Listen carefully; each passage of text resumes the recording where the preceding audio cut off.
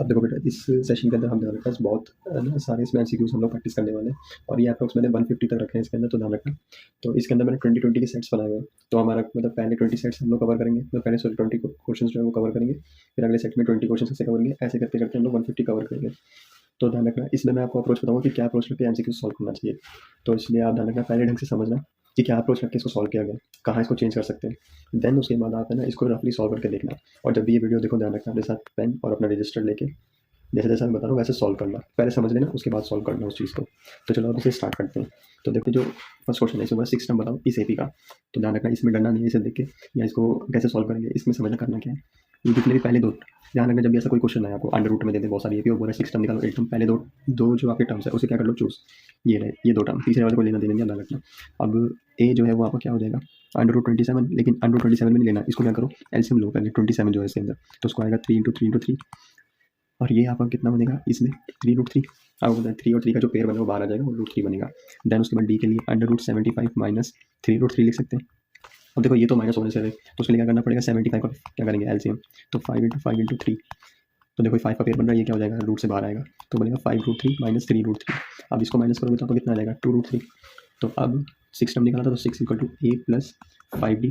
अब 3 √3 + 5 और यहाँ पे 2 √3, और इसके बाद इसकी जब सॉल्विंग करोगे तो जाना 2 5 से 10 आप जाना ये दोनों नंबर मल्टीप्लाई होंगे, रूट में मल्टीप्लाई नहीं होगा 5, तो इसका आ जाएगा आपका 3 √3 + 10 √3 और यहाँ पे 13 √3।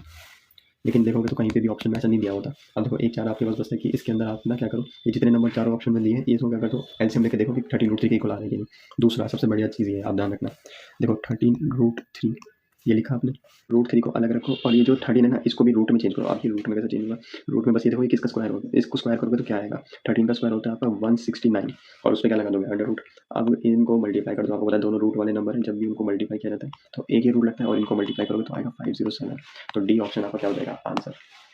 तो बस इसमें ध्यान रखना सर, बस 3 चीज़ें जिसमें ध्यान रखना। पहले तो जब भी ये क्वेश्चन आया ऐसा अंडर रूट में, तो पहले दो जो आपके पास ये पहले दो टर्म्स इनको क्या कर लो चूज, और इनका है ना यहाँ पे एलसीएम लेके इन्हें पहले सॉल्व करो, इसमें से कुछ ना कुछ नंबर आप जाना रूट से बाहर निकलेगा, जैसे यहाँ पे 3 और यहाँ पे था आपका 5। फिर क्या करो ए और डी निकालो, ए और डी निकालने के बाद प्रॉपर सॉल्विंग करो, जो भी टर्म उसने बोला निकालने, जैसे 6 टर्म बोला था तो 6 टर्म निकालो, तो आया 13 √3।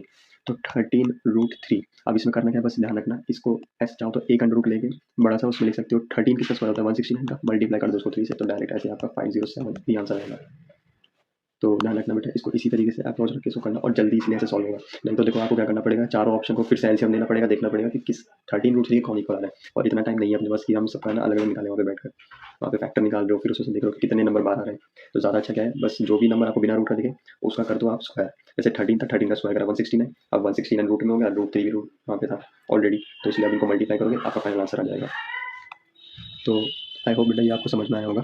अब देखो इसके बाद आपको क्या करना है, सेकंड क्वेश्चन समझना, ये भी बहुत अच्छा क्वेश्चन है। अब इसमें आपको समझना क्या करना है, क्योंकि मोस्टली बच्चे इसमें क्या करेंगे फिर वो बड़ा सा सॉल्व करेंगे मिड पॉइंट लगा के, ऐसा नहीं करना, समझना करना क्या है। देखो हाईलाइटर से मैं यहाँ पे अगर इसमें आपको बताऊंगा मेन चीज़ें क्या थी। देखो उसने ए पॉइंट और सी पॉइंट ये जो दो थे ऑपोजिट साइड्स वर्टिसेस दी थी पैरेललोग्राम की, ध्यान से समझना ये अभी क्यों इंपॉर्टेंट है इसलिए, और कह रहे हैं कि उसके डायग्राम में इंटरसेक्ट करते हैं पी पॉइंट पे। अब देखो डायग्राम इंटरसेक्ट कर रहा है पी पॉइंट पे, इट मीन्स पी आपका क्या हो जाएगा मिड पॉइंट, ये पी मिड पॉइंट होगा उस डायग्राम का। अब वो बोल रहे हैं रिलेशन आपको बताना है ए और बी का क्या होगा। देखो एक क्या है कि आपका पूरा सॉल्व करो, मैंने अभी बताया सॉल्व नहीं करना, सॉल्व करके फिर रिलेशन निकालोगे बहुत लेंथी पड़ेगा, करना क्या आप समझना। आपको पता है पी पॉइंट जो है वो मिड पॉइंट है, मिड पॉइंट है तो ए और बी मतलब जो भी इसके कोऑर्डिनेट्स है ना, इसके कोऑर्डिनेट क्या थे पी पॉइंट के ए और बी, उसको आप कैसे निकालोगे। अब ध्यान रखना इसको और इसको मतलब इसके एक्स कोऑर्डिनेट्स को प्लस करके डिवाइड बाई 2, इसके वाई कोऑर्डिनेट्स को प्लस करके डिवाइड बाई 2। तो यहाँ पे ए और सी के एक्स कोऑर्डिनेट को अगर मैं प्लस करके डिवाइड बाई 2 करूँगा तो ए की वैल्यू आएगी, वाई कोऑर्डिनेट्स को प्लस करके डिवाइड बाई 2 करूँगा तो वो क्या आएगा बी। तो देखो -4 + 8 डिवाइड बाई 2, 5 + 2 डिवाइड बाई 2। अब आपको पता है इसको सॉल्विंग करोगे तो आएगा 4 डिवाइड बाई 2, तो ए की वैल्यू आ गई 2, बी की वैल्यू कितनी आ जाएगी अभी 3.5। अब देखो आपको इक्वेशन क्या दी है, अब इक्वेशन खुद सोचो। देखो हमें इसमें आपको पता है कि बी की वैल्यू ना ए में या तो कुछ प्लस या माइनस करने से आएगी। अब खुद सोचो ए की वैल्यू जो है वो है 2, बी की वैल्यू 3.5, इन्हें माइनस कर दो कितना आएगा 1.5। इट मीन्स मैं ये बोल सकता हूँ ए में अगर मैं जब 1.5 ऐड करूँगा तो वो बी के इक्वल आ जाएगा 3.5 पे, और ये कौन सा ऑप्शन है तब बी, तो ये आपका आंसर ध्यान रखना। अब देखो अब नेक्स्ट क्वेश्चन पे आते हैं। अब देखो नेक्स्ट क्वेश्चन है क्वेश्चन नंबर 3, ये भी है ना आपका ध्यान रखना चैप्टर नंबर 3 से। अब देखो चैप्टर नंबर 3 से इसमें है ना वो बोला कि ए की वैल्यू निकालो अगर लाइन क्या है कोइंसिडेंट, कोइंसिडेंट लाइन का मतलब है a1/a2 equal to b1/b2 equal to c1/c2, मतलब तीनों आपस में इक्वल होते हैं। अब देखो इसमें अगर मैं वैल्यू पुट करूँ तो 2, अब बताइए ये आपका a1 ये b1 ये c1, तो 3 यहाँ पे 5। और उसके बाद यहाँ पे आएगा, अब देखो ध्यान रखना y वेरिएबल है तो 4 के आएगा इसके नीचे, यहाँ पे x वेरिएबल था तो ये 1 माइनस 3 के इधर आएगा और इधर आएगा 6 के प्लस 2। यहाँ तक आई होप आपको समझ में आएगा। अब करना क्या आप समझते हैं, देखो आपको यहाँ पे 2 वैल्यू इधर और 2 वैल्यू इधर, ये दोनों फ्रैक्शन में, ये दोनों आपको क्या है एब्सोल्यूट वैल्यू दी हुई है। बस इतना ध्यान रखना, जब भी इस क्वेश्चन में ऐसा कुछ आए तो अलग देखो, एक तो है आप सॉल्व करो, सॉल्व करके 2 वैल्यूज निकालोगे, दूसरा इंपॉर्टेंट क्या करो, इसी वैल्यूज को एक बार इसके अंदर पुट करके देखना। अब ऐसे देखो पुट करके देखोगे वो भी लेंथी पड़ता है, लेकिन अब मैं बताता हूँ, ज़्यादा ध्यान रखना इसके अंदर ना फ्रैक्शन पुट मत करना कभी भी, पहले ये जो एब्सोल्यूट वैल्यू दी है ना इनको पहले पुट करना और 100% आपका पहले इसी से आंसर निकलेगा। अगर आपका इनकेस नहीं निकलता तो बिल्कुल फ्रैक्शन पुट करना पड़ेगा, नहीं तो पहले सबसे ज़्यादा अच्छा रहेगा। आप क्या करो इसके अंदर ये एब्सोल्यूट वैल्यूज को पुट कर दो, जैसे ये 3 इसमें मैं पुट करता हूँ तो देखो 2 तो 1 माइनस और 3 की के की जगह पे 3 डालूंगा तो 3 3 9 और ऐसे यहाँ पे 3 और ये आपका 4 3 5 6 3 और प्लस 2। अच्छा एक चीज़ इसमें ध्यान रखना, यहाँ पे माइनस साइन भी आएगा बेटा, क्योंकि यहाँ पे ना माइनस भी था ध्यान रखना, तो यहाँ पे माइनस हो जाएगा तो 2 9 माइनस 1 आपका 8 और माइनस 8 आ जाएगा, माइनस 8 को माइनस से मल्टीप्लाई करोगे तो डिवाइड में आएगा 8 3 और ये आएगा 12 और इधर 6 3 18 प्लस 2 20 और इन सबको रिड्यूस करोगे तो 1/4 आएगा। तो आपका ऑप्शन भी है आंसर। तो ध्यान रखना है, देखो मैंने पूरा सॉल्व नहीं करा, सिर्फ आपका क्या करा एक अप्रोच रखा। तो आप ध्यान रखना इसमें जब भी फ्रैक्शन में एक एब्सोल्यूट वैल्यू अगर आपको पता है सबसे पहले क्या पुट करना है एब्सोल्यूट वैल्यू, उसी में से आपको कोई आंसर होगा मोस्टली। उसके बाद अगर नहीं आता इन केस या एक बार चेक करना फिर से कि आपने सॉल्यूशन ठीक किया था कि नहीं, अगर फिर भी आपको लग रहा है नहीं आ रहा है तब बिल्कुल फ्रैक्शन वैल्यू पुट करके देखना। लेकिन मैं आपको बता रहा हूँ मोस्टली केस में 10 प्लस के लेवल पे आपके पास एब्सोल्यूट वैल्यू से ही आंसर आ जाएगा। तो ये ध्यान रखना आप लोग। तो आपका इसका आंसर क्या हो जाएगा बी। तो अब अगले वाले पे चलते हैं। आप देखो इसके अंदर बोला है कि आपको बोला length of code Q R निकालना है, मतलब इसकी वैल्यू निकालनी क्यू आर का। ये भी देखो बहुत सिंपल है, सर्कल्स का, ये ध्यान रखना। पहले बार चेक करो ये क्यू आर जो था इसने बोला था कॉर्ड है, ये रेडियस नहीं है, ध्यान रखना। तो करना क्या आप समझना, पी क्यू जो है ये तो आपका टेंजेंट था और ये भी जो आपका पी आर ये भी क्या होगा टेंजेंट, तो 7 सेंटीमीटर ये भी हो जाएगा। और अगर आपको है ना 9th क्लास का एक थ्योरम याद हो तो उसमें बोला था एक ट्राइंगल के अंदर अगर 2 साइड इक्वल है तो वो क्या होता है आइसोसेलेस ट्राइंगल। तो आइसोसेलेस ट्राइंगल की थ्योरम उसमें थी, वो बोलते हैं कि angles opposite to equal sides are equal. देखो ये इक्वल साइड्स हैं तो इनके सामने बनने वाले जो एंगल्स हैं ये भी क्या हो जाएंगे इक्वल। तो अगर मैंने इसका नाम दिया एंगल 1 तो ये भी कितना होगा एंगल 1। तो अब ये जो आपका ट्राइंगल है ट्राइंगल के अंदर क्या लगेंगे एंगल सम प्रॉपर्टी, तो 180। तो आपका देखो अब ये चीज़ आपको पता है, इसमें ना माइनस करोगे तो 2 ऑफ एंगल 1 और यहाँ पे आएगा 120, एंगल 1 आ जाएगा आपका 60। तो इसका मतलब ये भी 60 ये भी 60, तीनों एंगल 60। तो ये क्या बन जाएगा इक्वलेटेड ट्राइंगल, और अगर इक्वलेटेड ट्राइंगल है तो क्यू आर कितना जाएगा 7 सेंटीमीटर। 7 सेंटीमीटर आपका आंसर। अब नेक्स्ट पे आता हूँ। अब देखो इसने बोला 10 से आपका नंबर जो है ना वो स्टार्ट होता है कार्ड्स पे और कितने पे जाके 30 पे जाके खत्म होता है। 10 से शुरू होगा और 30 पे जाके क्या होगा आपका खत्म। और इसमें बहुत से नंबर है। अब देखो इसने बोला कि रोहित जो है वो रैंडमली एक कार्ड जो है वो पिकअप करेगा और फिर जो प्रोबेबिलिटी है ना कार्ड की वो मल्टीपल होगा या तो 4 का या तो 5 का। तो ये आपको बताना है। तो देखो मल्टीपल ऑफ 4 मतलब कि 4 के टेबल में जितने भी नंबर आते हैं वो ध्यान रखना, एलसीएम नहीं लेना इसमें। एलसीएम किस केस पे लेते थे, जब वहाँ पर आपको चैप्टर नंबर 1 से क्वेश्चन आया था। अभी आप ध्यान रखना इस केस में चैप्टर नंबर 5 से आया था, उसमें बोलते हैं नंबर ऑफ टर्म्स निकालना होता है। यहाँ प्रोबेबिलिटी बोला तो अलग अलग निकालना दोनों को। तो देखो 10 और 30 के बीच में 4 के टेबल में कौन कौन से नंबर आएंगे, 12 16 20 24 और 28। 5 में आ जाएगा देखो 10 भी इंक्लूडेड होगा, ध्यान रखना 10 इंक्लूडेड है उसके अंदर, 10 और आपका 15 20 25 और 30 भी होगा इसके अंदर। तो 3 2 5 और ये भी 5। तो आपका अच्छा एक चीज़ ध्यान रखना, क्योंकि हमारी काउंटिंग 10 से शुरू हो रही है और 30 में जाकर कंप्लीट हो रही है, तो इसमें आपका अगर इसको माइनस करोगे ना तो आप पाएगा 20, लेकिन 20 नहीं है टोटल नंबर, आप ध्यान रखना, क्योंकि 11 से लेकर 30 तक जो है ना आपका ये 20 होता है। ध्यान रखना टोटल आपका तब 20 आता है जब 11 से काउंटिंग स्टार्ट होती है। अभी क्या आ रहा था 10, तो आप ध्यान रखना जब भी माइनस करते हो इट मीन उसमें 10 को इंक्लूड नहीं किया होता है, लेकिन हमें क्या करना था 10 को इंक्लूड, तो इसलिए अभी का आपका टोटल नंबर कितना हो जाएगा 21 और इसमें आपका 10। तो सी ऑप्शन आपका क्या हो जाएगा आंसर। तो अब यहाँ पे देखना नेक्स्ट वाला 6। अब 6 में क्या करना है आपको बोला है फिर से, देखो एंगल ए बी सी और पी क्यू आर ना सिमिलर होंगे कब, अभी आपको बताना है। अब इसमें 4 ऑप्शन आपको दिए हैं। अब देखो length of the side B C is 4√2 4√2। अब एक बार बताओ इसमें आपको पेरीमीटर दिया था नहीं दिया था, तो पेरीमीटर नहीं दिया तो साइड कैसे निकालूंगा, 2 साइड दिए मैंने, तीसरी साइड की तो पेरीमीटर होना चाहिए ना, तभी तो जाके माइनस करके निकाल पाता है। तो ये ऑप्शन करता है बी सी और क्यू आर का रेशो जो है वो 2 बना रहा है। बी सी और क्यू आर जो है उसका तो साइड का नहीं बता रहा, तो रेशो कैसे आएगा, तो ये भी आपका क्रॉस। अब देखो एंगल एक 35 का बोला और एक 110। अब समझना करना क्या है, पहले तो ऊपर देखो कौन से ट्रायंगल्स की बात हुई है, ए बी सी और पी क्यू आर। इसमें आपका ए जो है वो किसके इक्वल आएगा पी के, मतलब एंगल ए की वैल्यू आपके एंगल पी के इक्वल होगी और एंगल पी आपको नहीं दिया था। अभी देखो जो सुबह वहाँ पे सॉरी ऊपर आपका अभी वो लगाया था कॉन्सेप्ट, वही सेम इस पे लग रहा है। ये साइड और ये साइड क्या है इक्वल, सामने बनने वाले एंगल्स का इक्वल, और ये 35 है तो ये भी 35 होगा। अब एंगल सम प्रॉपर्टी से आपको क्या करना है इसको माइनस, तो देखो 35 प्लस 35 70 70 माइनस कर दो कितना आएगा 110। तो एंगल पी जो है वो 110 है, तो एंगल ये कितना होगा 110। तो आपका डी ऑप्शन ये भी क्रॉस है, तो एंगल यहाँ पे डी ऑप्शन जो है वो मोस्ट अप्रोप्रिएट है ध्यान रखना। तो ये आपका डी आ जाएगा आंसर। देखो अगले वाले क्वेश्चन में ये एक्स और वाई ये दोनों वैल्यू दी थी। अब देखो पुट नहीं करना है, इसमें समझना क्या करना है। एक्स की जगह पे अगर मैं ये पूरी चीज़ लिखूंगा, ध्यान से समझना, वैसे सेम वाई में भी करना है। तो पी से पी कैंसिल हो जाएगा। अभी क्यों हो, क्योंकि सब मल्टीप्लाई में था, प्लस में होता तो कैंसिल नहीं होता, ध्यान रखना।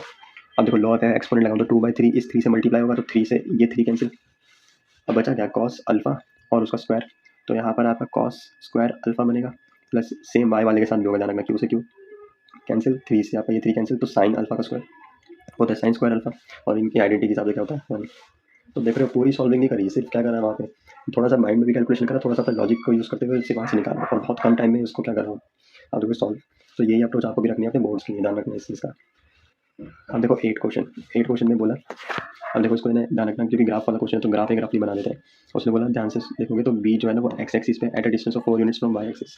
अब ध्यान रखना ये 9th में पढ़ा होगा, वाई एक्सिस का कोई डिस्टेंस निकालते तो वो कहाँ पे आता है, एक्स कोऑर्डिनेट की बात कर रहा होता है। इसका मतलब ये जो डिस्टेंस दिया ना ये कहाँ पे मार्क होगा, 4 यहाँ पे और 4,0, तो ये ध्यान रखना। अब इसके बाद इसने बोला 3 units away from the origin, y axis जो है पॉइंट सी वहाँ पे मार्क होगा। देखो पॉइंट सी यहाँ पे मार्क हो सकता है, यहाँ पे भी मार्क हो सकता है। उसने बोला 3 यूनिट्स अवे, तो चाहे ऊपर हो या नीचे, ध्यान रखना फर्क किसका आएगा, सिर्फ आपका प्लस का और एक माइनस का। तो यहाँ पे 0,3 होगा या तो 0,-3 होगा। और ए वाला आपको बोला है ओरिजिन पे है, तो देखो आप ध्यान रखना चाहे नीचे की तरफ सी हो या ऊपर की तरफ, आपको उससे कोई लेना देना नहीं, ध्यान रखना। आप ना किसी को भी लेके आप आराम से कर सकते हो। अब देखो अगर मैं ऊपर की तरफ लूँ और इसको ज्वाइन कर दूँ तो आपका ए बी और सी ये राइट एंगल ट्रायंगल जैसा बन गया। और देखो यहाँ से लेके यहाँ तक का डिस्टेंस कितना होगा 4, क्योंकि एक्स कोऑर्डिनेट की तो उसका डिस्टेंस था 4। अगर मैं यहाँ से ए से लेके सी पॉइंट तक बोलूँ तो वो 3 हो जाएगा आपका।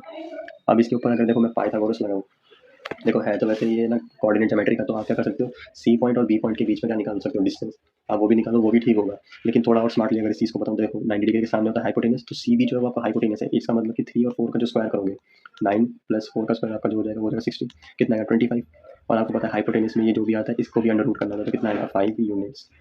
अब देखो 5 आ रहा है, अब आप बोलोगे कि अरे sir A B C D में तो 5 का यहाँ नहीं रहता। अरे कुछ बचा इसमें, सुन इसमें क्या करना है, इसमें बोलता है पेरीमीटर निकालना है, हाइपोटेनस नहीं बोला इसको निकालने के लिए। तो इसके लिए आपको क्या करना पड़ेगा, तीनों साइड्स को प्लस, एक साइड थी 3, एक साइड थी 4 और एक 5, तो 5 + 4 9 + 3 12, ये आएगा आंसर। देखा अब आया आंसर, तो ये आप ध्यान रखना। Question number 9, hello question number 9 तो है ना आज ही मॉर्निंग रिवीजन क्लास में भी हमने डिस्कस किया था। तो इसको है ना ध्यान से समझना, ये जो शेप बना रहा है ना इसको बोलते हो पैराबोला। और पैराबोला जब भी आप ध्यान रखना ऊपर की तरफ बनता है तो उसको बोलते हो डाउनवर्ड। अभी ज़्यादा डिटेलिंग में नहीं जाना, बस इतना ध्यान रखना, इसको सूची को बना लो। डाउनवर्ड में जो होता है, और डाउनवर्ड में जो एक्स स्क्वायर का कोफिशिएंट होता है ना, ध्यान रखना डाउनवर्ड में जो एक्स स्क्वायर का कोफिशिएंट होता है वो माइनस हो जाता है, नेगेटिव। और अगर ये इस तरीके से ग्राफ बनाता है ऐसे, तो इसको बोलते हैं आप अपवर्ड। और इसमें एक्स स्क्वायर का जो कोफिशिएंट होता है वो क्या हो जाता है, पॉजिटिव। तो देखो अगर नेगेटिव आ रहा है और एक्स स्क्वायर का कोफिशिएंट क्या होता है ए, यहाँ पे भी क्या होगा ए, और नेगेटिव है इट मीन्स ना कि वो 0 से कम होगा, लेस देन 0। ए जो है वो लेस देन 0, और इसमें क्या होगा ए ग्रेटर देन 0। तो अब आप देखो इसमें ये वाली वैल्यू मैंने आपको बताई, आपका ये देखो ये दिया हुआ है। तो उसने बोला कि इसमें ना अगर आपको ये पॉलिनॉमियल दिया है तो इन चारों में से कौन सा ज़्यादा एप्रोप्रिएट होगा, ये होगा एप्रोप्रिएट, ध्यान रखना। अब अगले क्वेश्चन में आते हैं, देखोगे तो बुक के क्वेश्चन जैसा सिमिलर है थोड़ा, तो इसमें करना क्या है, बस एक राइट एंगल ट्रायंगल बनाना है। अभी से बोला यहाँ पे है काइट, देखो ये दी काइट, ये उसकी स्ट्रिंग, और स्ट्रिंग की लेंथ बोला निकालेंगे अगर 50 मीटर ऊपर है, आपकी काइट जो 50 मीटर ऊपर जा रही है, और एंगल कितने का बनाता है 60। तो आपको पता है ये हाइपोटेनस है परपेंडिकुलर, तो sin 60 लगेगा। sin 60 मतलब कि p/h, sin 60 p/h होता है, और आपका sin 60 का जो वैल्यू थी √3/2, और ये 50/h, तो h की वैल्यू जो है वो 2 से इसमें मल्टीप्लाई करोगे 100 और √3, तो 100 √3 मीटर आपका आंसर। अब देखो ये वाला क्वेश्चन है, इसके लिए कोई ट्रिक नहीं आता लगना, ये तो आपको पूरा पूरा सॉल्व भी करना पड़ेगा। और ये आपको बताना है इस एपी का 52 है ना वो कौन सी टर्म, और जब भी मैंने आपको बोला था टर्म निकालने के लिए बोलता है कि कौन सा टर्म है, तो हमेशा किसकी वैल्यू निकाली जाती है, एन की। एन की वैल्यू हमेशा निकाली जाती है। तो देखो ये वाला एमसीक्यू मैं भी सॉल्व नहीं करूँगा क्योंकि ये बहुत बेसिक्स है। हाँ लेकिन आप लोगों को जरूर अभी सॉल्व करना है, और जल्दी से इसका है आप लोग कमेंट करके जरूर बताना कि क्या आंसर है, एन की वैल्यू बताना जरूर कि एन की वैल्यू क्या आ रही है इसके अंदर और कौन सा ऑप्शन करेक्ट है। तो अभी चलो अब नेक्स्ट इस पर चलते हैं 12 पे। तो आप देखो 12 के अंदर इसने बोला फैक्टर्स जो है ना एक स्क्वायर ऑफ प्राइम नंबर के कितने होंगे। आप देखो इसको बेसिक से समझना, इसमें बोला कोई भी प्राइम नंबर ले लो, जैसे 2, इसका स्क्वायर करोगे कितना आएगा 4। अभी 4 के फैक्टर क्या हो गए, 4 एक अपने खुद के टेबल में मतलब 1 के में आएगा, एक खुद में आएगा, और किस में आएगा 2 में आएगा, जिसका स्क्वायर करता उसके भी तो आएगा। फैक्टर का मतलब क्या, डिवाइड किस से होगा, ध्यान रखना। 2 से हो जाएगा, 4 से हो जाएगा, 1 से हो जाएगा। सेम ऐसे 3 से करोगे तो स्क्वायर क्या बनेगा 9। 9 के फैक्टर क्या बनेंगे, एक 9 खुद होगा, 1 होगा, और वो नंबर जिसका स्क्वायर किया था मतलब कि 3। तो आप ध्यान रखना 3 नंबर आ रहे हैं, ऐसा कोई भी प्राइम नंबर आप ले सकते हो, उसका स्क्वायर करना, देखना हमेशा आपका क्या आएगा आंसर। तो इसका आंसर क्या होगा 3। इस वाले क्वेश्चन में थोड़ा लास्ट में डिस्कस करते हैं, तो फिर इसके बाद यहाँ पे समझना अगला वाला। देखो कॉट ए की वैल्यू क्या थी 7/12, और बोला कॉस ए और साइन ए और कॉस ए के बोला निकालने के लिए। अब देखो कॉट ए जो होता है उसको मैं ऐसे लिख सकता हूँ sign A by cos A, 7/12। तो साइन ए जो है वो आपका क्या हो जाएगा 7x, कॉस ए जो है वो हो जाएगा आपका 12x, कॉस सेक ए वो आपका कितना हो जाएगा, रिवर्स करोगे तो 1/7x। तो देखो कॉस और साइन को प्लस करना है तो 19x divide by 7x, cancel करो, ये आ गया आंसर 19/7।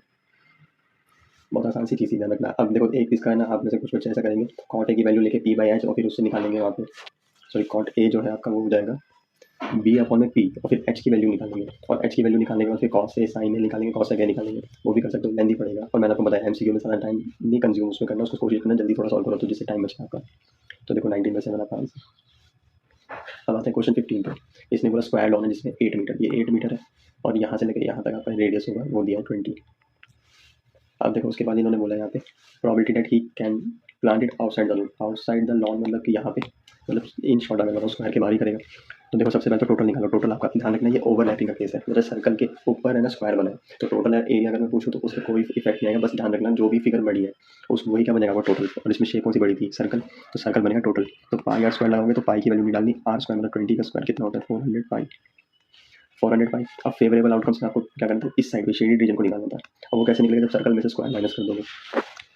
तो देखो सर्कल का तो ऑलरेडी निकाल दिया था एरिया, और ध्यान रखना एरिया निकालना पेरीमीटर नहीं निकालना। तो 8 का जब स्क्वायर करेंगे तो कितना आएगा 64 डिवाइड बाय 400 पाई। तो ये आपका प्रोबेबिलिटी और ये है आपका ऑप्शन नंबर डी, तो ये आपका आंसर।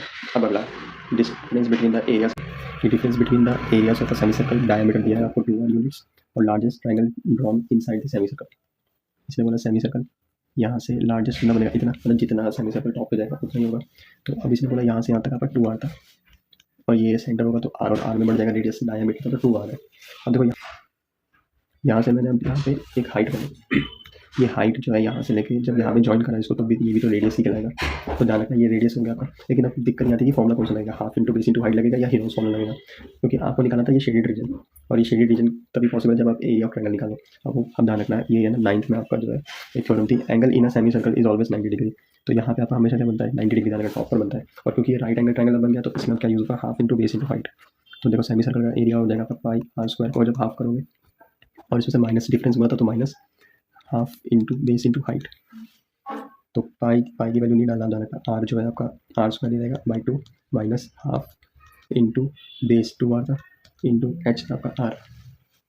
तो देखो 2 से 2 कैंसिल, आर स्क्वायर हो गया, तो पाई आर स्क्वायर बाई 2 माइनस ये वाली जो चीज़ है आपका आर स्क्वायर।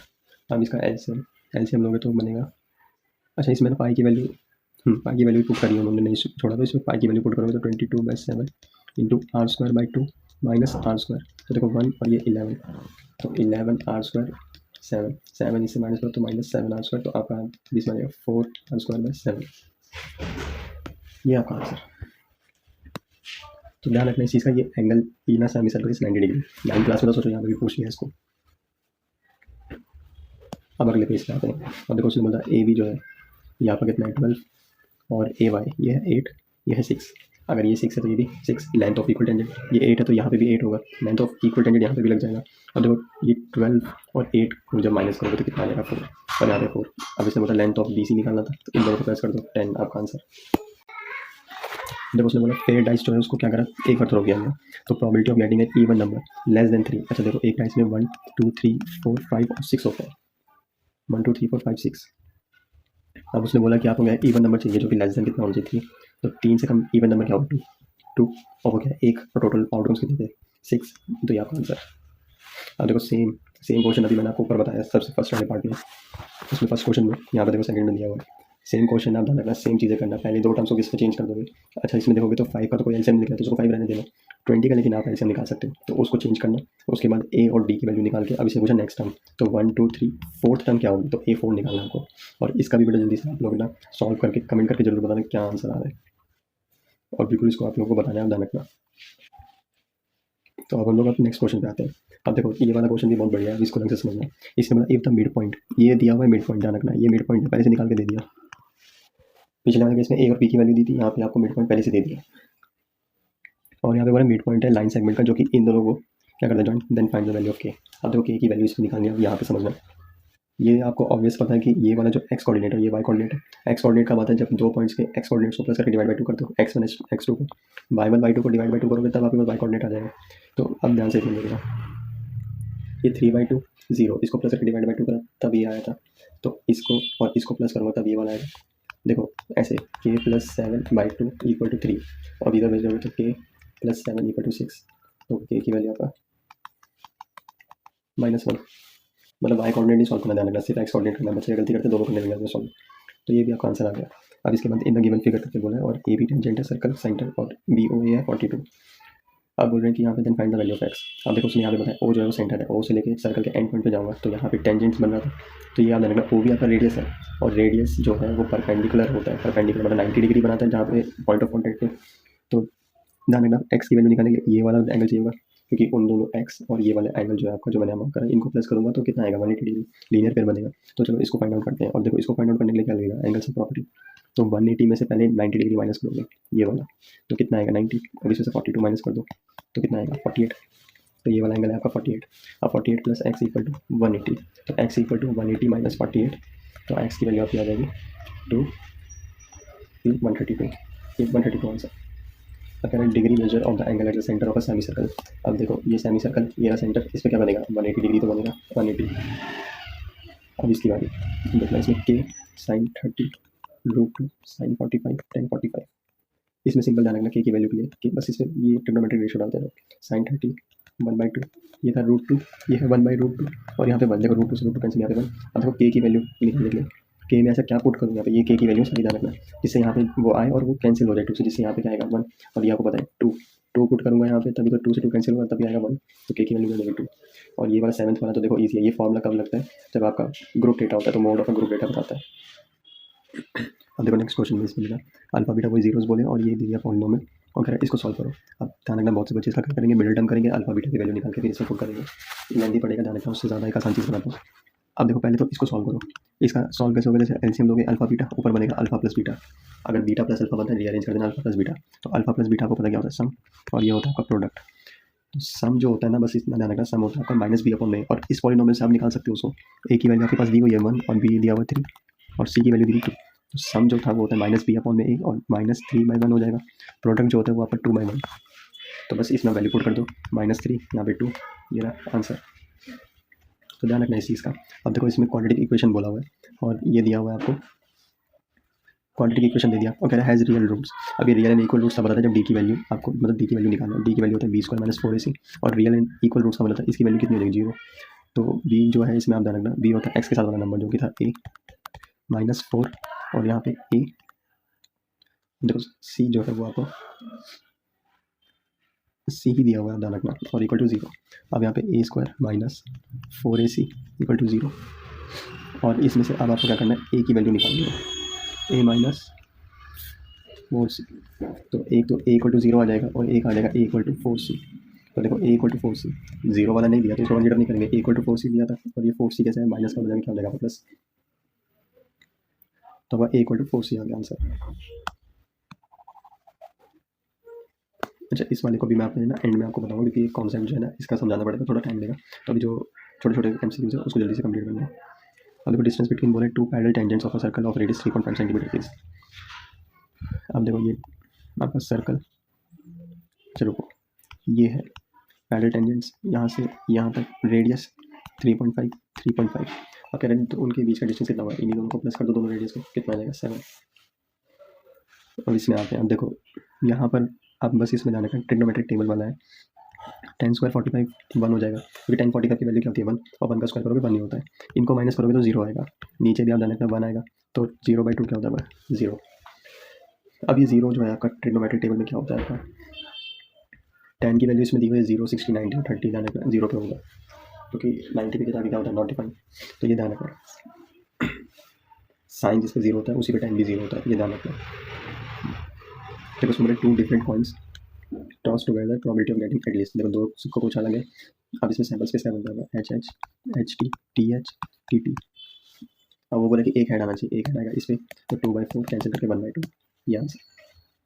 अब सेम देखना इसका, ये भी आप समझना, इसमें भी बच्चे हैं ना बहुत लेंथी प्रोसेस करते हैं, करना कैसे समझना, इसने बोला पैरेलल है, पैरेलल ठीक है, अब इसे बोला PQ जो है वो आपके पास क्या है 40, और ये है आपका 16 PS, और रेशियो लेकिन ध्यान रखना निकालना है PT और TR का, मतलब ये छोटी वाली साइड्स का, और अगर देखो इसमें BPT अप्लाई करो तो इसका मतलब PS/SQ = PT/TR हो जाएगा, यही होना चाहिए। तो पी एस जो है वो मेरा अगर 16 है और एस क्यू ये तो दिया ही नहीं था, लेकिन निकाल तो सकते थे। 40 में से 16 माइनस कर दो आपका, तो ये आपका आ जाएगा 4, 10 इसमें 4 आ जाएगा और ये 3 24।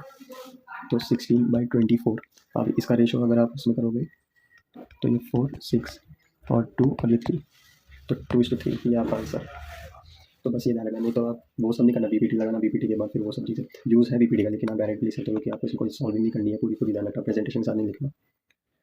अब देखो 15 वाला the solution of the pair this, इसके लिए तो आप ध्यान रखना एलिमिनेट कर सकते हो दोनों, इसको एलिमिनेट करके आप आंसर निकालना। और इसका आंसर भी आप लोग जल्दी से कमेंट करके बिल्कुल मुझे बताना कि क्या आ रहा है, क्योंकि ये ईजी है क्वेश्चन, आप ध्यान रखना। अब देखो इसने बोला ये वाला भी इंपॉर्टेंट, इसमें मतलब थोड़ा अच्छा खासा क्वेश्चन है। इसने बोला हैपनिंग ऑफ एन इवेंट है पी और नॉट हैपनिंग इवेंट है क्यू, रिलेशन क्या होगा। हैपनिंग मतलब अगर कोई इवेंट हुआ है या नहीं हुआ है, दोनों को जोड़ के प्रोबेबिलिटी कितनी होती है 1, तो p plus q equal to 1, ध्यान रखना। अब ये बोला 20th टर्म निकालो ए पी का, और ये निकाल सकते हो आप, ध्यान रखना ए और डी की वैल्यू निकालनी है, बस उसके बाद हो जाएगा। तो इसको भी सॉल्व नहीं करते, नेक्स्ट इसमें आते हैं। ये असर्शन रीजन समझना, ये बहुत इंपॉर्टेंट है और ये आपका थोड़ा सा इनहेंस करेगा और फिर रीजनिंग वाली जो चीज़ है उसको। तो देखो असर्शन में क्या बोला था, area of sector of a circle with radius r, और यहाँ पे डिग्री मेजर बताया थीटा, तो उसका जो फॉर्मूला होता है वो क्या है यहाँ पर, थीटा पर 360 इंटू 2πr, ये तो गलत बोल दिया, तो ये क्या हो जाएगा फॉल्स। 2πr थोड़ी ना होता है, ये तो πr² होता है। अब देखो रीजन जो है, अब इसमें क्या बोला है, इसमें बोला एक स्टेटमेंट कि एरिया ऑफ जो सेगमेंट ऑफ अ सर्कल होता है ना, वो कैसे निकाल जाता है, सेक्टर में से जब ट्रायंगल का माइनस आप कर दोगे एरिया, तो बिल्कुल सही बात है। तो वो देखो ये सर्कल, ये आपका ट्रायंगल, और नीचे वाली ये जो चीज़ है ये कब निकलेगी, जब आप इस सेक्टर में से ट्रायंगल को माइनस करोगे तो नीचे वाली चीज़ तो बचेगी, उसी को तो बोलते हो सेगमेंट। तो ये तो बिल्कुल ट्रू है, तो इसका आंसर क्या हो जाएगा आपका, assertion is false and reason is true, ये ट्रू है अंदर में। अब 20th में देखना, इस वाला if two triangles are equiangular they are similar, equiangular का मतलब तीनों एंगल आपस में क्या है, इक्वल। तो अगर वो तीनों इक्वल है तो सिमिलर होंगे बिल्कुल, और कौन से हो जाएगा, ए सिमिलरिटी से होगा, क्योंकि तीनों एंगल बोला उसने तो तीनों में ए। और रीजन इसमें क्या बोला है, two angles are similar if they are congruent, similar कब होंगे, जब वो कॉन्ग्रुएंट होंगे। अब देखो सिमिलर में आपको क्या चाहिए होता है, प्रोपोर्शनल साइड्स, और कॉन्ग्रुएंट में आपको चाहिए होती है इक्वल साइड्स। अब प्रोपोर्शनल साइड्स ध्यान रखना, कभी उसमें इक्वल नहीं होती है, प्रोपोर्शंस भले ही वहाँ पे सेम होगा, रेशो सेम होगी, लेकिन वो कभी भी इक्वल नहीं होगी। जैसे मैंने आपको बताया छोटे वाले ट्रायंगल में 2/3 है, बड़े वाले ट्रायंगल में आया 4/6। अब आप देखोगे साइड तो इक्वल ही नहीं है, अब कॉन्ग्रुएंट होने के लिए तो इक्वली साइड चाहिए थी, तो आप ध्यान रखना ये आपका रीजन जो है वो क्या हो जाएगा, फॉल्स। ऊपर वाला तो ट्रू है, नीचे फॉल्स है, तो आपका assertion is true and reason is false, ध्यान रखना ये बिल्कुल सही हो जाएगा इसमें।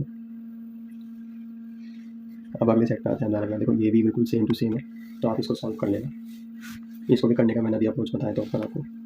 अच्छा देखो चलो एक बार इसको कर लेते हैं। इसमें लिखा है if alpha and beta are the zeros of the polynomial this such that alpha plus alpha beta ये चीज़ होता है। अब देखो 3x² प्लस 6x प्लस के, देखो करा क्या है इसमें, अल्फा बीटा इक्वल टू -2/3, मतलब कि ये सबको प्लस करके दिया हुआ है। अब इस वाली इक्वेशन से आप ध्यान रखना, ये के किसकी वैल्यू पे था, सी की वैल्यू पे, तो अल्फा प्लस बीटा की वैल्यू तो मैं निकाल सकता हूँ, वो क्या होता है -b/a, -b/a का मतलब -6/3, और इसको कैंसिल करोगे तो कितना आ जाएगा -2। तो इस अल्फा प्लस बीटा की जगह हम क्या पुट कर सकते हैं -2, तो जिससे अल्फा बीटा की वैल्यू निकलेगी, तो यहाँ पे कर देता हूँ अल्फा बीटा इक्वल टू, देखो -2/3, ये अल्फा प्लस बीटा आपका यहाँ पे -2 अगर पुट करोगे, माइनस का मतलब क्या हो जाएगा प्लस, तो इसका एलसीएम लोगे तो आएगा 3, और 3 को इधर मल्टीप्लाई आपका -2 रहेगा, और इधर यहाँ पे 6 हो जाएगा, तो आपका आ जाएगा 4/3। तो अल्फा बीटा की वैल्यू आ रही है 4/3, जो कि यहाँ पे किसी इक्वल होता है c/a पे, और c की वैल्यू क्या आपकी क्या हो जाएगी 4। अब इसमें बोला x आपका 1 है, y 2 है, सॉल्यूशन है इन पेयर्स का, तो देन तो क्या चीज़ होना चाहिए, 2x माइनस 3y प्लस 8। इसके अंदर आपको क्या करना, x की जगह पे 1 और y की जगह पे 2, 1 और यहाँ पे 2a, तो 2 - 6 + a = 0।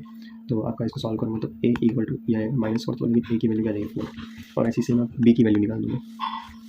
b की वैल्यू के लिए इसमें 2 1 + 3 और यहाँ पे आएगा 2 - b = 0, तो 2 + 3 = 6 - b, तो ये आपका आ जाएगा 8, और -b को तो जाके क्या हो जाएगा +b। तो ये तो कहीं ना कहीं ये बोल सकते हो कि आपका देखो a इक्वल टू मैंने करा b, तो a की वैल्यू थी 4 और ये था 8, लेकिन इसको क्या करना पड़ेगा, 2 यहाँ लगाना पड़ेगा, जिससे 2 यहाँ पे मल्टीप्लाई होगा, तो क्या होगा 8 = 8, आप देखो सेटिस्फाई करा मतलब ये वाला, तो 2a = b, ये आपका आंसर। अब अगला वाला देखो मिड पॉइंट की बात कर रहे हैं। मिड पॉइंट अभी ऊपर भी हमने सॉल्व करा था उसमें, ऊपर वाले क्वेश्चन के अंदर। तो p और q का जो मिड पॉइंट है वो कैसे निकालना पड़ेगा, आप देखो फिर से इन दोनों को प्लस करोगे तो यहाँ पर आ जाएगा -4 + 4/2, मतलब 0 आ जाएगा, कैंसिल होगा 0/2 0। और अब देखो अगर x 0 हो गया तो, और ये तो नहीं होगा 0, 6 + 5 आपका कितना होता है 11/2, तो कॉमा 11/2, तो x कॉमा वाई, x 0 है, y की वैल्यू दी हुई, तो कहाँ किस एक्सिस पे आएगा, y एक्सिस पे। अब बोले theta is an acute angle 7 + 4 sin theta equal to 9, then find the value of theta. अब देखो 7 + 4 sin थीटा इक्वल टू 9। अब देखो इसको नॉर्मली ऐसे सॉल्व भी कर सकते हो, sin थीटा 9 - 7 और 4 sin थीटा इक्वल टू 2, तो sin थीटा की वैल्यू जो है वो आ जाएगी 1/2, 4 डिवाइड में जाएगा 2 और 4 कैंसिल हो जाएंगे 1/2, और 1/2 थीटा का होता है 20 डिग्री पे। तो ये ध्यान रखना, अगर आप किसी को ट्रिग्नोमेट्रिक टेबल याद नहीं है तो बेटा दिक्कत आ सकती है, तो उसको याद कर लेना। तो आपका sin थीटा जो हो जाएगा वो क्या होगा 1/2। अब 5 वाले में देखना, tan स्क्वायर थीटा माइनस 1/में जस्ट सेक जो होता है, अब देखो सेम 1/cos को भी आप लिख सकते हो sec theta multiply sec theta, तो यहाँ पे आपका tan स्क्वायर थीटा माइनस यहाँ पे सेक फिर square theta equal to, original identity में ध्यान रखना सेक पहले आता है और tan बाद में जाता है, तो उसमें आप लिखते थे 1 और इनको रिवर्स कर दिया, इट मीन्स -1। तो देखो बेटा नेक्स्ट वाला ये जो MCQ है, इसके अंदर sector, if sector of circle area दिया हुआ है आपको, तो एरिया ऑफ सेक्टर जो होता है वो आपका होता है थीटा अपॉन में 360 इंटू पाई आर स्क्वायर, और ये आपको दिया होता है 40 पाई, थीटा था 72/360 इंटू पाई आर स्क्वायर, ये पाई से ये पाई कैंसिल, आर स्क्वायर की वैल्यू की है 360/72 इंटू में 40, तो इसको जब सॉल्व करोगे तो आपको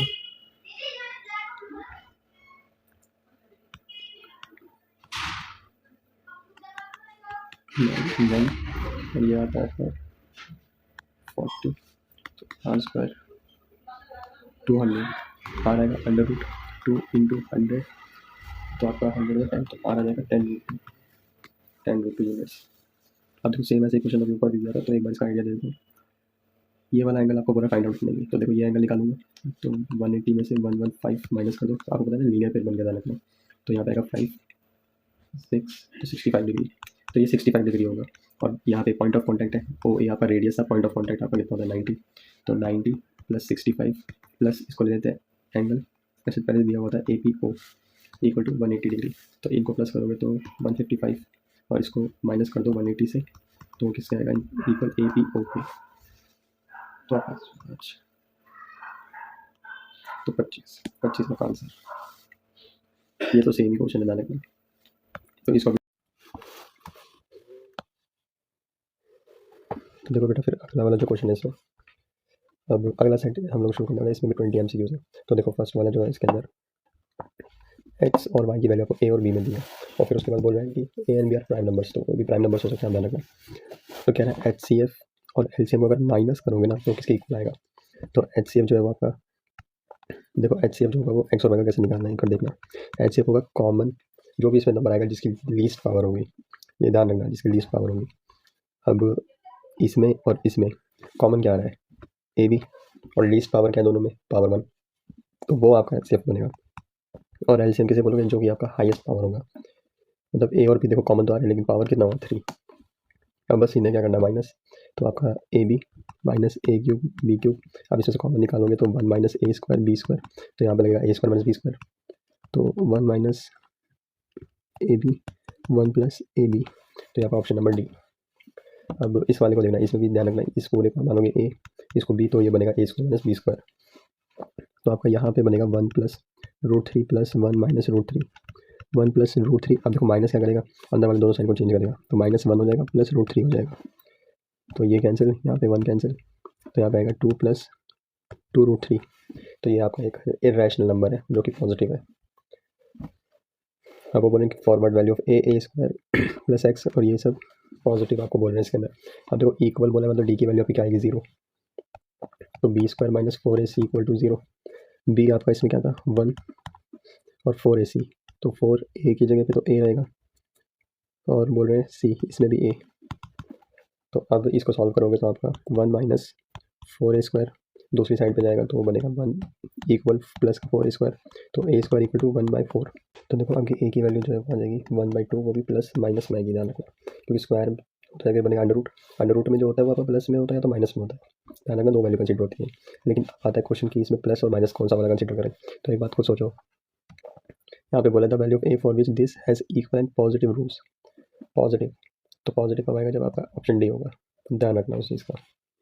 अब आते हैं फोर्थ वाले पे, जैसे बोला था distance of point A from x axis is 3 units which of the following can not be coordinate. तो बोला आपको कि कोऑर्डिनेट कौन कौन से नहीं होंगे। तो बस इसके अंदर देखो मैं आपको एक सिंपल सी चीज़ बताता हूँ। अगर आप किसी भी एक्सिस से डिस्टेंस निकालो तो ध्यान रखना वो दूसरी वाली का कोऑर्डिनेट होता है। जैसे अगर एक्स एक्सिस से हम लोग डिस्टेंस निकाल रहे हैं 3 यूनिट, तो ये 3 किसकी बात कर रहा होगा, वाई कोऑर्डिनेट की बात कर रहा होगा। तो कौन सा कोऑर्डिनेट नहीं होगा पॉइंट है जिसमें वाई की वैल्यू 3 नहीं होगी। देखो वाई की वैल्यू यहाँ पे 3 है, यहाँ 3 है, यहाँ 3 है, यहाँ नहीं है, तो आपका डी आ जाएगा इसका ऑप्शन। अब वो बोल रहा है आपको नंबर ऑफ रेड बॉल्स जो है वो 10 बॉल। देखो इसको तो सॉल्व करना पड़ेगा थोड़ा, लेकिन सॉल्व समझना कैसे करना है। रेड बॉल जो है उसकी प्रोबेबिलिटी आपको दी है 3/5, तो ब्लैक बॉल की प्रोबेबिलिटी क्या हो जाएगी, टोटल होता है 1, 1 में से 3/5 माइनस करोगे तो कितना आएगा 2/5। अब देखो ब्लैक बॉल आपको नहीं दी थी, तो ब्लैक बॉल को क्या कंसिडर करोगे एक्स, पर टोटल बॉल्स कितनी होंगी, टोटल बॉल्स होंगी रेड और ब्लैक दोनों को मिला के। तो रेड को लेकर इन्फॉर्मेशन दी थी जितनी भी ब्लैक है उससे 10 ज़्यादा होंगी, और ब्लैक था आपका एक्स, तो इनको प्लस करोगे तो 2x + 10 बनेगा। प्रोबेबिलिटी क्या दी थी 2/5, तो 2/5 इक्वल टू एक्स था आपका नंबर ऑफ ब्लैक बॉल्स, और 2x/10 आपका टोटल। अब इसको क्रॉस मल्टीप्लाई, तो 4x + 20 और ये हो जाएगा 5x। तो आपका इसको माइनस करोगे तो आपका आ जाएगा 20 x की वैल्यू, और x क्या था आपका नंबर ऑफ ब्लैक बॉल्स। और अगर नंबर ऑफ ब्लैक बॉल्स है 20, तो आपको पता है देखो इसके अंदर मैं पुट कर दूँ तो बोला टोटल बॉल्स आ जाएगा, तो 2 20 + 10 आपको पता है 50 आंसर। अब इसके लिए भी देखो ये फॉरवर्ड वैल्यू ऑफ इन्फिनिटी मैंने सोल्यूशन मैंने आपको ऊपर बताया था। इसमें पहले आप ना a1 a2 b1 b2 c1 c2 वाली वैल्यू लिख लो p के साथ। यहाँ पे आएगा p = 3 = p - 3, यहाँ पे आएगा 12, यहाँ पे आएगा p और यहाँ पे p।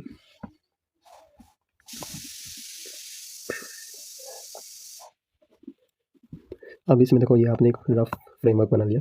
अब इसके बाद इसमें ना वैल्यू पुट करनी है, तो देखो ये वाली वैल्यू पुट करते हैं -6, तो -6/12, 3/-6 और -6 -3 और में -6, तो ये तो 1/2 हो जाएगा, तो 1/2 माइनस में।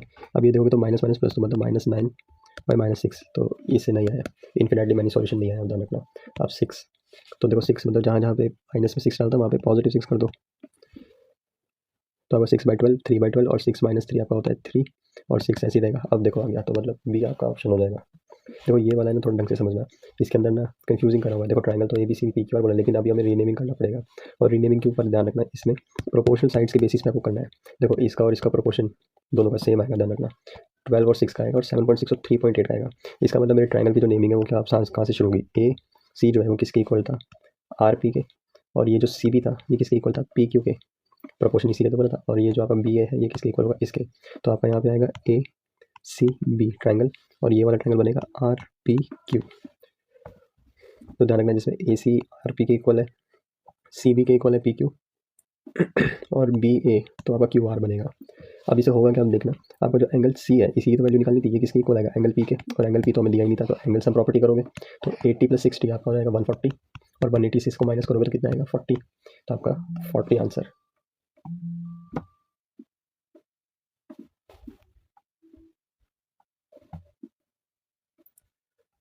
देखो 8 वाला क्वेश्चन, 8 वाले में बोला था कि इसके अंदर आपको वैल्यू बतानी कब ये ट्रू होगा। अब एक बात खुद सोचो, देखो 90 को जब मैं अगर a की वैल्यू पुट करूँगा तो 2 इधर अगर 2 में मल्टीप्लाई में, तो 2 × 180, तो 10/180 की तो वैल्यू आपके सिलेबस में है ही नहीं, तो ये तो होने से सेम 60 को पुट करो तो 120, ये भी नहीं है। अब 45 को जब इसे पुट करो तो 90 बनेगा, 90 है आपके कोर्स में, 10 90 होता है 0, लेकिन यहाँ तो 45 ही रहेगा ना, 45 10 क्या होता है 1, तो आपका ये तो इक्वल आने से रहा, तो ये भी नहीं है। अब बचा क्या D, तो ये आपका ऑप्शन। इस क्वेश्चन में बनाने वाला कौन सी स्टेटमेंट जो है वो आपकी ट्रू होगी, sin 20 और sin 70। अब देखो इसके बारे में आप बोलोगे 70 की तो वैल्यू नहीं पता हमें, पर एक चीज़ देखो जरूर पता है आपको, sin 20 में देखो 0 डिग्री पे आपको पता है एंगल, इसके बाद अगला होता है 30, फिर 45, और फिर उसके बाद 60, फिर 90।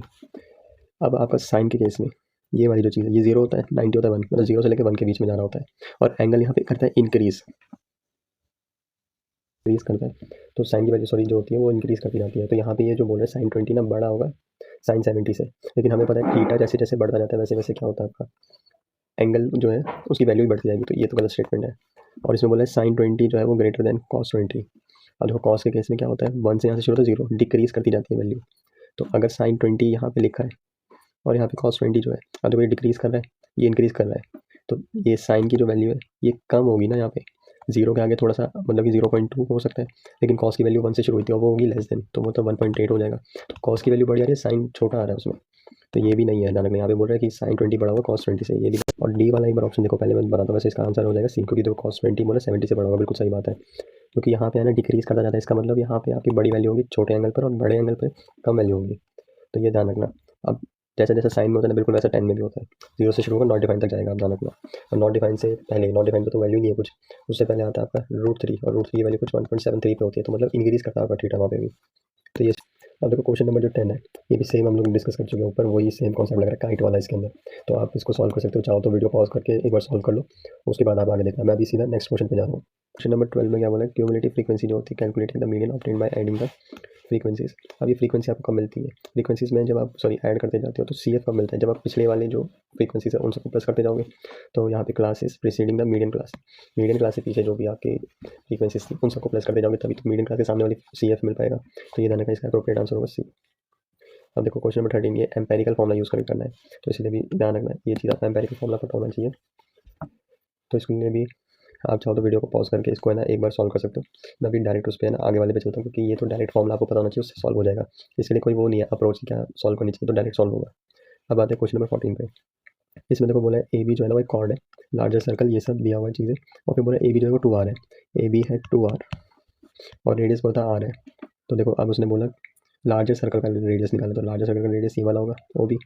और ध्यान रखना 9th क्लास में आपने पढ़ा होगा कि जब भी एक कॉर्ड पे परपेंडिकुलर बनाते हैं तो उसको 2 इक्वल पार्ट्स में डिवाइड करता है। तो 2r हमारा डिवाइड होगा r और r में, तो देखो ये r है और ये r।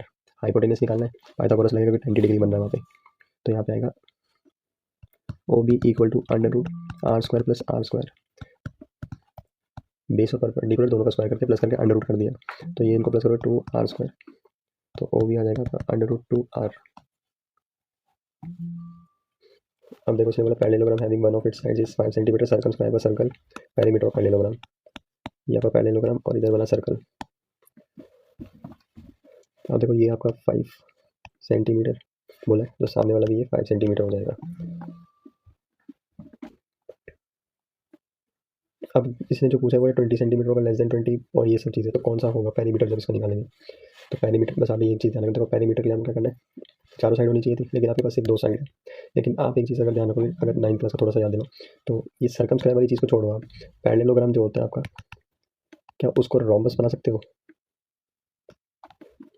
बिल्कुल बना सकते हो। ये आपका बुक का ही क्वेश्चन याद रखना, यहाँ पे है ना सर्कल चैप्टर में ही है, एक पैरेललोग्राम जो है सर्कमस्क्राइब करा हुआ है और उसको प्रूव करना होता है आपको रोम्बस। तो ध्यान रखना उसमें आपको क्या करना है, रोम्बस प्रूव कर दूंगा तो क्या हो जाएगा, चारों साइड इक्वल, 4 साइड आपकी इक्वल हो जाएंगी, और इक्वल हो गई एक बार तो अब आप इसका पैरीमीटर निकाल सकते हो। और पैरीमीटर कैसे निकलेगा, 4 इंटू साइड, 5 और 4 को जब मल्टीप्लाई करोगे तो कितना आ जाएगा 20, ध्यान रखना।